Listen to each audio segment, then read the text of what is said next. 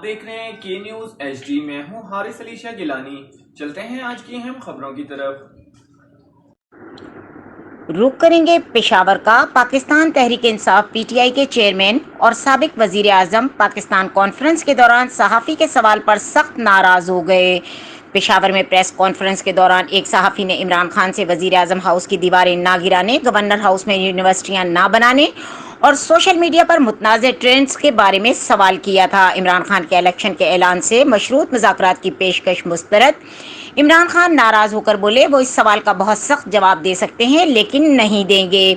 Social media پر گالم گلوچ، سیاست روکنے کی تربیت کے سوال پر عمران خان بولے سوشل میڈیا کو کوئی کنٹرول نہیں کر سکا. اگر کوئی ٹرینڈ چلاتا ہے اور لوگ فالو نہیں کرتے تو ٹرینڈ اگلے دن ختم ہو جاتا ہے. پی ٹی آئی چیئرمین نے کہا کہ یہ غلط فہمی ہے کہ وہ نفرتیں پھیلانا چاہتے ہیں، وہ تو ملک کو اکٹھا کرنے کی کوشش کر رہے ہیں. انہوں نے صحافی سے کہا کہ آپ نے غلط قسم کی تقریر کر دی، یہاں پریس کانفرنس ہو رہی ہے.